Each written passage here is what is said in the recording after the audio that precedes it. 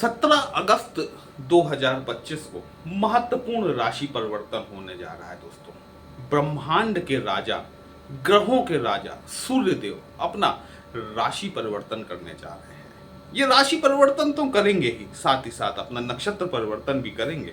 और सूर्य का ये नक्षत्र और राशि परिवर्तन करना हमारे मेष राशि और लग्न के जातकों पर किस प्रकार से प्रभाव डालने वाला है, वही हम लोग आज डिस्कस करने वाले हैं। नमस्कार दोस्तों, कैसे हैं आप सभी। मैं आपका ज्योतिष मित्र श्लोक वर्मा आपके अपने चैनल श्री हनुमंत कृपा में आपका हार्दिक स्वागत करता हूं, अभिनंदन करता हूं।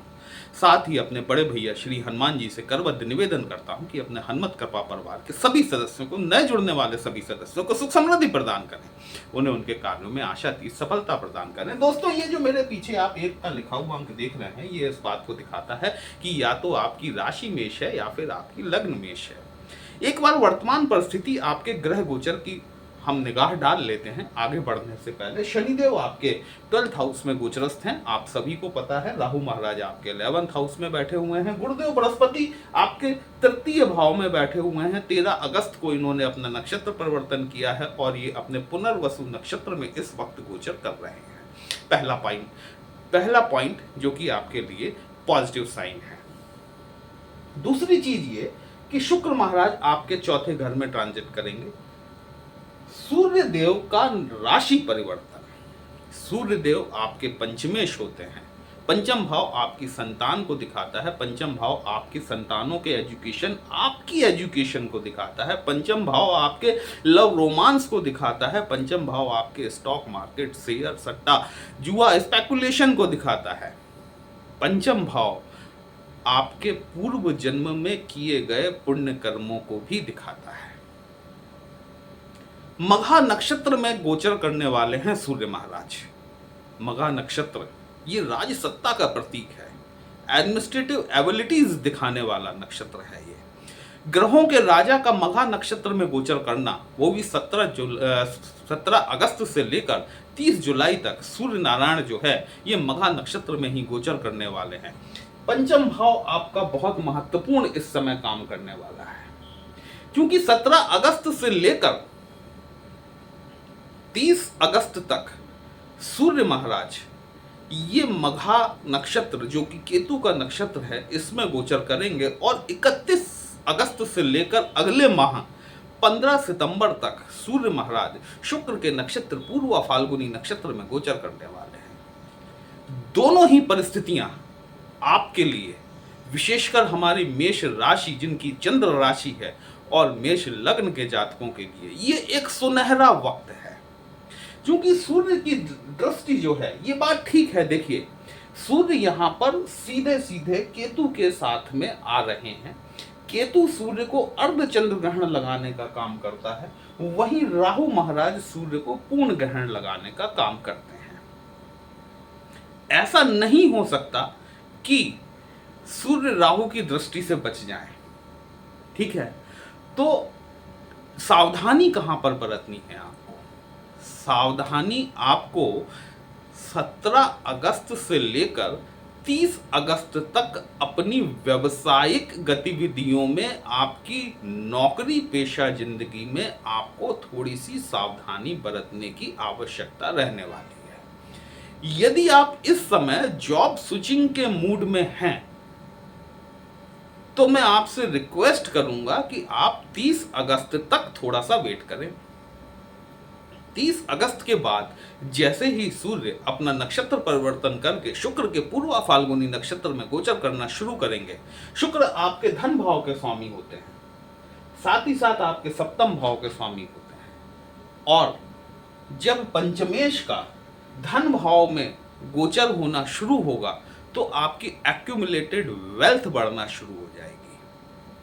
ये एक अद्भुत संयोग बन रहा है जो कई सालों बाद बन रहा है। शुक्र का पूर्वा फाल्गुनी नक्षत्र में जाना और इसके बाद भी सितंबर में भले 2 दिन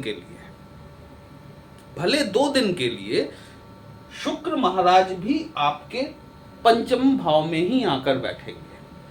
तो सूर्य का पूर्वा फाल्गुनी में नक्षत्र होना, सूर्य शुक्र का एक साथ आकर बैठना, बुधादित्य राजयोग बनना, बुध शुक्र का लक्ष्मी नारायण राजयोग बनना, ये कई मामलों में हमारे मेष राशि और लग्न के जातकों के लिए अपार सफलतादायक साबित होने वाला है। थोड़ा सा फोकस जो आपको करना है वो 17 अगस्त से लेकर 21 अगस्त तक अपने ईगो पर। देखिए, सूर्य है अपने ही घर में जा रहे हैं। सूर्य का प्रथम कारकत्व क्या है? ये आपको अंदर से थोड़ा सा ईगोस्टिक बनाते हैं, अहम की भावना आती है। किसके नक्षत्र में जा रहे हैं? मघा नक्षत्र में जा रहे हैं, जो कि राजसत्ता का प्रतीक है, शासन प्रशासन का प्रतीक है। ईगो बढ़ना आपके अंदर स्वाभाविक सी बात है। मघा नक्षत्र का प्रथम चरण जो है वो मंगल के अंतर्गत आता है, वो भी अग्रेशन का कारक है। 17 अगस्त से लेकर यदि 21 अगस्त तक आप अपनी भावनाओं पर कंट्रोल करके रखते हैं, अपने एग्रेशन पर नियंत्रण रख के चलते हैं, अपने जॉब स्विच के बारे में यदि आप ये 4 दिन कोई हेडेक, कोई टेंशन नहीं पालते हैं, तो यकीन मानिए कि 21 अगस्त से लेकर अगले माह 15 सितंबर तक का जो पीरियड है आपके लिए बहुत शानदार पीरियड होने वाला है। इस पीरियड देखिए, कई बार क्या होता है ना कि प्रकृति बहुत सारी चीजों का निर्धारण करती है हमारे लिए, हम उस वक्त का लाभ उठा पाते हैं या नहीं उठा पाते, ये इस बात पर निर्भर करता है। मंगल महाराज आपके 6वें घर में गोचर कर रहे हैं और अगले माह 15 सितंबर तक आपके 6वें घर में ही गोचरस्थ रहेंगे। मंगल आपके लग्नेश होते हैं। लग्नेश का 6वें भाव में जाकर बैठ जाना थोड़ा सा रोग, ऋण और शत्रुओं को आपको वृद्धि करा सकता है। स्वाभाविक सी बात है। देखिए, जब कोई आदमी सफलता की सीढ़ियां चढ़ रहा होता है तो उसके साथ ज्यादातर आकर वही लोग जुड़ते हैं जो कि स्वयं अपने आप को उस पोजीशन पर देखना चाहते हैं जिस पर वो व्यक्ति है, और जब भी उन्हें मौका मिलता है वो आपको धीमे से धक्का मारने का काम कर देते हैं। विशेषकर राजनेताओं को और हाई प्रोफाइल पर बैठे हुए जो सीनियर एग्जीक्यूटिव्स हैं, उन्हें इस बात को समझना चाहिए कि आपके साथ में वही लोग आकर जुड़ते हैं जो कि स्वयं आपके जैसा बनना चाहते हैं। अब आपको उन्हें साथ रखना भी मजबूरी है, आप उन्हें हटा भी नहीं सकते, ठीक है? तो क्या करना चाहिए ऐसे मौके पर? ऐसे मौके पर उनकी गतिविधियों पर आपको ध्यान रखना चाहिए कि कहीं वो गतिविधियां ऐसी तो नहीं जो कि आपके लिए हार्मफुल हो, आपकी इमेज को धक्का पहुंचा सके या फिर आपकी पद प्रतिष्ठा को धक्का पहुंचा सके। क्योंकि मंगल का ये जो गोचर हो रहा है ना 6वें घर में, ये आपके शत्रु बढ़ा सकता है। ये बात को जरूर ध्यान रखिएगा। मंगल का 6ठे घर में गोचर करना ये आपको कर्ज की ट्रैपिंग में उलझा सकता है। किसी भी प्रकार का नया कर्ज लेने से आपको 15 सितंबर 2025 तक बचना चाहिए। रोगों की स्थिति की यदि हम बात करें तो फर्स्ट हाउस आपका इम्यून सिस्टम होता है। आपकी ओवरऑल पर्सनालिटी जो होती है वो आपका फर्स्ट हाउस होता है। फर्स्ट हाउस का आपका मालिक 6वें घर में आकर बैठा हुआ है, मंगल जैसा ग्रह है। रोगों से लड़ने की आपको पावर देता है, आपको शत्रुओं से लड़ने की पावर देता है। आपको देखिए, 6वां घर जो है ना, ये 6वां घर जब भी कोई इसमें क्रूअल प्लैनेट आकर बैठता है, बहुत बढ़िया, यदि वो आपकी पत्रिका में शुभ स्थिति में बैठा हुआ है, डेफिनेटली वो आपको बहुत बढ़िया परिणाम देता है। 6वां घर खराब नहीं है। 6वां घर कॉम्पिटिशन्स का है। आपके लग्नेश का आके 6वें घर में बैठना आपको कॉम्पिटिशन में सफलता दिलाने वाला होता है। आप अपने शत्रुओं पर विजय प्राप्त करते हैं। 15 सितंबर तक का वक्त जो है ये उन बच्चों के लिए जो कि कॉम्पिटिटिव एग्जाम्स में बैठ रहे हैं, निसंदेह तौर पर उन्हें उनके कंपटीशन में सफलता दिला सकता है यदि उन्होंने पूरी मेहनत की हुई है तो। छप्पर नहीं फटेगा, आसमान से कुछ नहीं गिरेगा, मेहनत आपको ही करनी पड़ेगी। प्रकृति आपके लिए इस तरह के रचना रचती है, आपकी फेवर की चीजें आपके लिए लेकर आती है। जरूरत इस बात की होती है कि आप उस ग्रह की भाषा को किस तरीके से समझते हैं और अपने उत्थान में, अपने भाग्योत्थान में आप उस भाषा को किस तरीके से समझकर प्रयोग करते हैं और अपने जीवन को आगे बढ़ाते हैं। अदरवाइज कई लोग तो ये भी कहेंगे कि ये मंगल 6वें घर में है, ये आपके रोग ऋण शत्रु बढ़ा देगा। ऐसा नहीं है।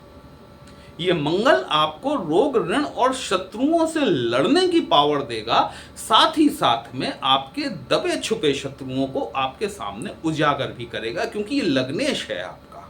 यदि ये शुभ स्थिति में बैठा हुआ है तो आप यकीन मान के चलिए कि 15 सितंबर तक का जो वक्त है आपके लिए, आपके शत्रुओं को शत्रुहंता बनने में आपकी बड़ी भारी मदद करने वाला है।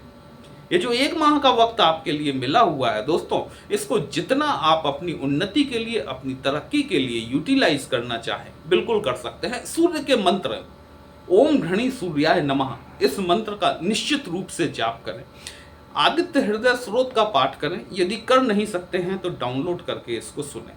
सूर्य को जल देना नितांत आवश्यक है। सूर्य को जल जरूर चढ़ाइए। आपके ऊपर चूंकि शनि की 7.5 भी चल रही है, शनि महाराज रेट्रो हैं, वो बात एक अलग है, ठीक है, लेकिन शनि की 7.5 भी चल रही है। नॉर्मली सभी मेष राशि के जातकों की पत्रिका में या किसी भी, जहां भी सूर्य और बुध साथ बैठे हुए हैं, बुध वहां पर अस्त पोजीशन में होते हैं 98% केसेस में।